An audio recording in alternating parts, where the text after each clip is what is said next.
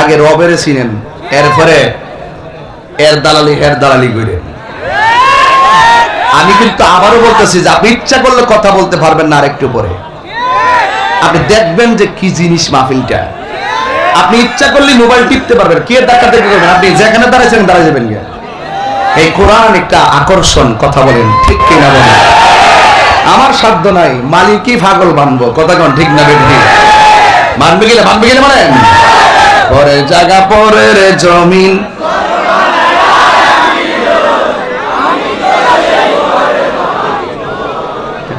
কেমন লাগছে?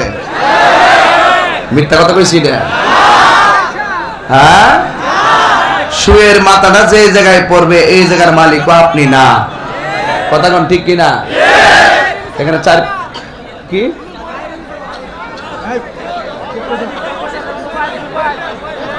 অসুবিধা, তোমার একটু ঘাটটা লড়াই কি, আমি একটু লড়বো, তোমরা লড়ো। হ্যাঁ,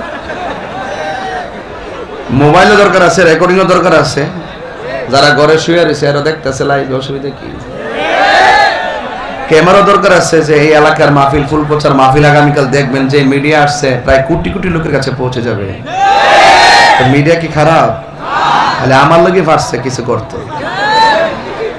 আমি জিকির করছি, এটা শান গাইছি, এটার ভিতরে কাটতে কাটতে বাজনা ডোহাইয়া এমন দোকান ঢুকাইছে, এটা এখন বিয়া বাড়ির মধ্যে বাজে, হিন্দু বাড়ি তো বাজে।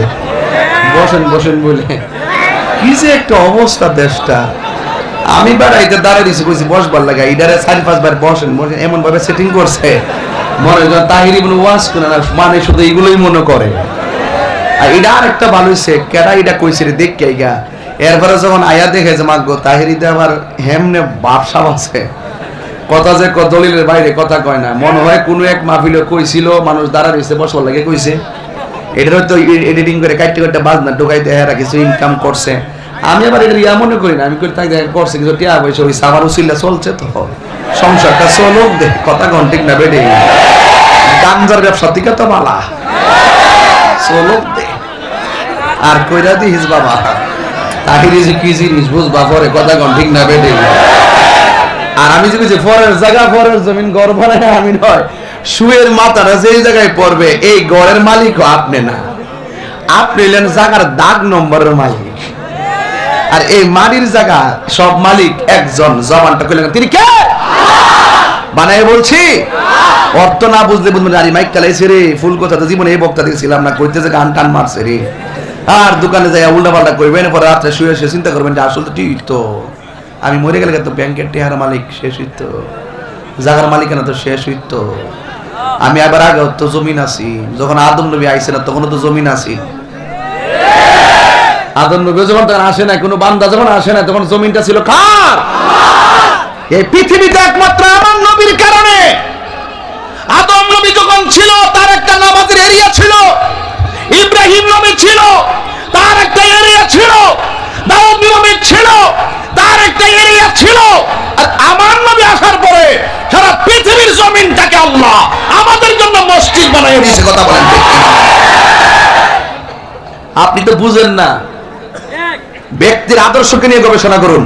আমি ব্যক্তি কালো হতে পারি, আমি ব্যক্তি চিকন হতে পারি, আমি ব্যক্তি বেশ্রী হতে পারি, আমি আপনার মতো ফর্সা না হতে পারি, কিন্তু আমার কথাকে আপনি মূল্যায়ন করুন। মনে রাখবেন, আমি কালো বলে নিন্দা করবেন না, আমি স্বাস্থ্যহীন বলে নিন্দা করবেন না, আমার যোগ্যতা নাই বলে আমাকে নিন্দা করবেন না। নিন্দা যদি করেন একটা কথা ভাববেন যে আপনাকে আমাকে একজন বানাইছে, তিনি কে? এটা আল্লাহ নিজের হাত দিয়ে বানাইছে। কালো হয়েছে কি হয়েছে, বানাইছে কে? তাকে ঘৃণা করা যাবে? মোটা হয়েছে কি হয়েছে, তাকে ঘৃণা করা যাবে? লম্বা হয়েছে কি হয়েছে, ঘৃণা করা যাবে? ঘৃণা করা যাবে না, কথা বলেন ঠিক কিনা? এই জন্য আমার যুবক ভাইয়েরা অনুরোধ করে বলছি, পায়ে হাত দিয়ে বলছি, আবারও পায়ে হাত দিয়ে বলছি, ইজ্জতের মালিক কে? আমাদের কে? বলেন, পরের জায়গা পরের জমিন, আমি তো সেই ঘরের মালিক নয়, সেই ঘরখানা যার জমিদারি, আমি পাই না তাহার হুকুম জারি, সেই ঘরখানা যার জমিদারি, আমি পাই না তাহার হুকুম জারি, আমি পাই না জমিদারের দেখা, আমি পাই না জমিদারের দেখা, মনের দুঃখ কারে কই, আমি তো সে ঘরের মালিক নই। পরের জায়গা পরের জমিন ঘর বানায় আমি রই, আমি তো সে ঘরের মালিক নই। জমিদারের ইচ্ছা মতো দিন জমি চাষ, তাই তো ফসল ফলে না রে দুঃখ 12 মাস। আমি খাজনা পাতি সবই দিলাম, তবু জমিন আমার হয়ে যে নিলাম।